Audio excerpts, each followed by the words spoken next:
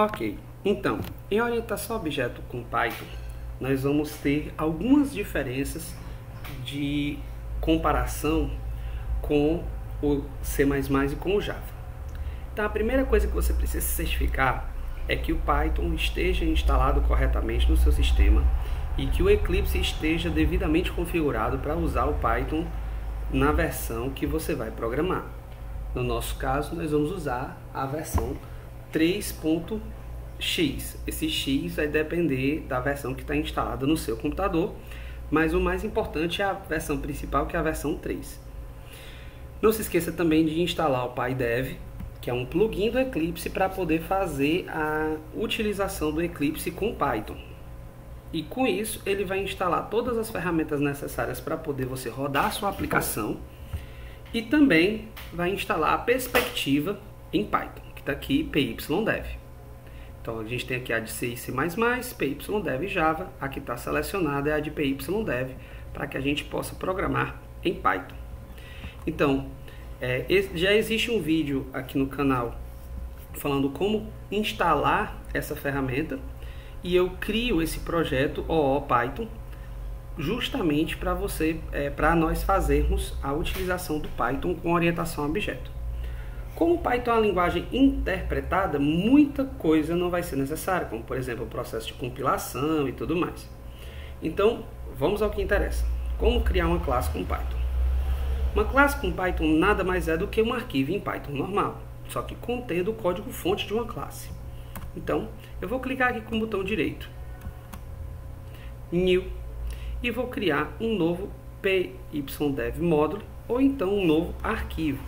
Vou botar como arquivo mesmo e vou colocar aqui como pessoa.py. Quando nós definimos um arquivo como... deixa eu botar para mostrar depois. Quando nós definimos um arquivo como classe, basta que nós tenhamos a palavra-chave class. E nós colocamos o nome da classe que a gente quer, que no nosso caso vai ser pessoa. Então, vamos colocar aqui os atributos da classe. Só que lembre-se, em Python não existe a necessidade de determinar o tipo primitivo que os atributos, que as variáveis vão receber. E os atributos seguem essa mesma linha de raciocínio. Então, no caso, o que vai acontecer vai ser o seguinte: nós vamos ter o nome do atributo, vou até colocar aqui como um comentário, vai ser simplesmente um atributo igual e um valor inicial. Lembrem-se que esse valor inicial não necessariamente precisa condizer com o tipo de dado que você vai utilizar. É interessante que você utilize, mas não é necessário. Por quê? Python é uma linguagem interpretada, então as variáveis elas mudam de tipo primitivo na medida da nossa necessidade. Então vamos lá. Quando nós estamos trabalhando com Python, nós vamos ter, por exemplo, nome, que vai guardar um dado do tipo string. Então eu vou guardar aqui uma string vazia. Ou então idade, que vai do tipo inteiro. Então eu vou colocar aqui um 0. Ou então, por exemplo, a altura da pessoa. E aí eu vou colocar aqui 0.0. Isso só para poder a gente definir questões para facilitar para nós desenvolvedores. E também ficar uma coisa mais comparável com o C++ e com o Java. Na realidade mesmo, quando você vai utilizar a orientação a objeto em Python, você não precisa criar os atributos. Você cria os atributos dinamicamente através dos métodos de encapsulamento que nós vamos ver mais adiante. Para criarmos métodos em Python, nós vamos seguir o seguinte modelo. Deixa eu botar aqui atributos e aqui os métodos. Nós vamos colocar a palavra-chave def, de definição, o nome do método, abre parêntese, os argumentos que ele vai receber, fecha parêntese, 2 pontos, faz uma indentação e o corpo do método. O que esse método vai fazer? Então, por exemplo, nós vamos ter aqui def exibir informações, e aí você vai perceber que automaticamente o Python ele vai colocar esse argumento chamado self. Esse argumento precisa estar presente em todos os métodos construtor, destrutor do Python. Por quê? Porque o self ele vai ser a variável de referência.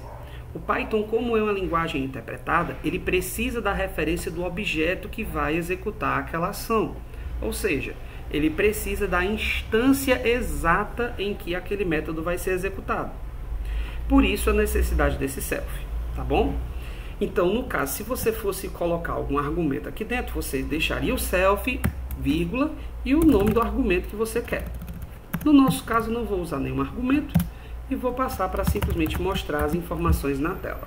Então, por exemplo, nome do objeto, e vou fazer aqui uma concatenação dinâmica, %s, vírgula, e a gente coloca, aliás, não tem vírgula, perdão, vai ser... Aí, esse %s vai ser substituído por self.nome.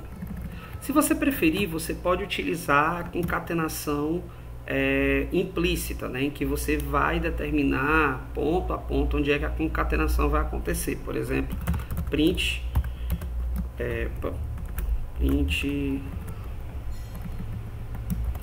idade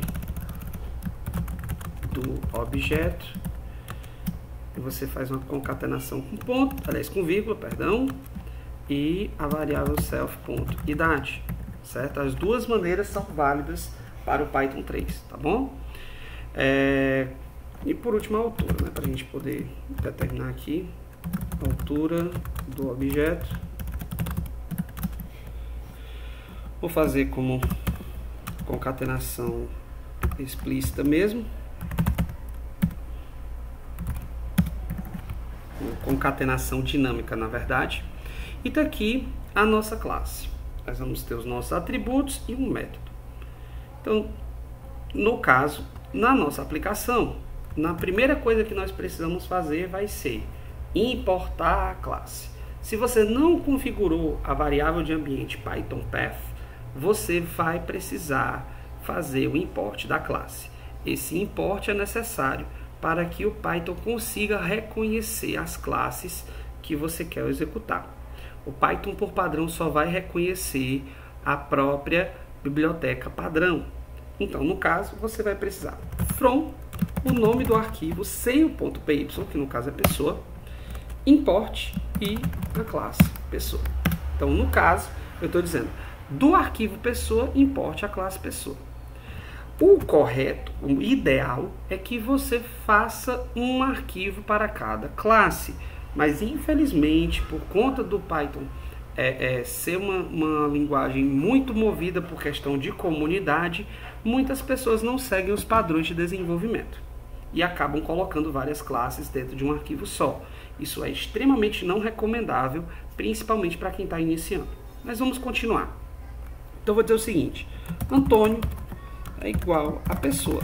Então, aqui eu estou executando o construtor da classe, ou seja, eu estou criando uma instância. Pessoal, não foi feito em momento algum instância. Não foi feito em momento algum a criação de um construtor para a classe pessoa. Toda linguagem de programação, quando você cria uma classe, ela cria também um construtor implícito. Esse construtor faz simplesmente iniciar o objeto, sem mostrar nada na tela, sem testar nada, ele simplesmente cria. Então, a partir de agora, tudo que está presente dentro de pessoa, esses três atributos e esse método, estão presentes dentro da instância Antônio. Então, eu poderia fazer o seguinte, print, digite o nome do objeto. Depois, nós teríamos um Antônio.nome, recebe input, e simplesmente isso. Camilo, peraí, devagar com a porrada que o santo é de bar. O input ele já recebe uma string para poder mostrar na tela. Então, por que está fazendo separadamente? Vai da maneira que você achar melhor. Se você quiser usar diretamente dentro do input, que é o que eu geralmente uso, você vai colocar literalmente aqui dentro, digite o nome do objeto. A única diferença é que esse aqui, o cursor vai permanecer do lado da mensagem, enquanto o anterior iria aparecer abaixo da mensagem. Então, vou também fazer a leitura da idade. Então, Antônio.idade recebe input. Digite a idade do objeto. Agora aqui nós temos um problema. Input é um método que recebe por padrão strings. E pelo fato de receber string, ele vai trabalhar o número como sendo uma string. Então, para a gente poder evitar problemas futuros, nós vamos colocar esse input dentro de um método int para poder converter do tipo primitivo string para o tipo primitivo int, que na verdade string nem tipo primitivo é, e sendo bem exato, em Python todos os tipos primitivos são tratados como objetos. Existem classes dentro da biblioteca padrão do Python que vai transformar esses atributos, esses tipos primitivos, perdão, em objetos. Então vamos lá. Antônio.altura recebe. Aí no caso, como aqui a gente quer um dado do tipo flutuante, ou seja, com número com vírgula, float input, digite a altura do objeto. E por último, nós vamos executar Antônio exibir informações para poder mostrar essas informações armazenadas dentro do objeto. Maravilha! Percebam que na definição do método eu preciso do self. Na execução você não vai colocar nada. O self é o próprio objeto, no caso aqui, Antônio. Então eu vou executar aqui minha aplicação e vou colocar, por exemplo, Antônio Almeida. Ele tem 27 anos e possui 1,8 metro de altura, 1,80 m. E tá aí a nossa exibição. Se você quiser formatar essa saída de dados, basta você colocar aqui, por exemplo, .2f. Assim, ele só vai mostrar 2 dígitos depois da vírgula. Então, deixa eu executar novamente. Então, Antônio Almeida tem 27 anos, 1,8. E aí agora mostrou 1,80. Embora nós temos colocado somente 1,8. Beleza? Em Python, para nós definirmos pacotes, nós simplesmente precisamos de pastas. Então, eu vou criar aqui uma pasta e dentro, foi clicar em colar, New Folder, e nós vamos colocar dentro dessa pasta, certo? Eu vou colocar aqui, por exemplo, exemplos, e dentro dessa pasta eu vou colocar a nossa classe. Só que toda vida que, toda vida que nós criamos uma pasta em Python e nós queremos utilizá-la como um pacote, nós precisamos, é obrigatório a presença de um arquivo, que vai ser o arquivo init.py. Só que antes do init tem 2 underlines e depois do init também tem 2 underlines. Então é underline, underline, init, underline, underline, .py. Vamos clicar em finish. Isso vai definir um pacote, você não precisa colocar nada dentro dele, certo? Isso vai definir que exemplos é um pacote. E aí, quando nós formos rodar nossa aplicação, ela vai gerar um erro. Como vocês podem ver, a classe pessoa não pode ser encontrada no módulo named pessoa, nenhum módulo chamado pessoa. Como corrigir? Bom, como nós estamos agora utilizando pacote, tudo que nós vamos precisar fazer vai ser colocar corretamente aqui a importação do arquivo. Então, nós precisamos definir o nome do pacote e o nome da classe para poder mostrar. Então, no caso, exemplos.pessoa, importe pessoa. E aí, a nossa aplicação volta a funcionar corretamente. Então, no caso, não esqueçam, em Python, quando nós temos um pacote, nós precisamos obrigatoriamente desse arquivo underline underline init underline underline .py. Colocamos as classes que nós queremos dentro desta pasta e na hora da importação a entrada de níveis é a partir do caractere ponto.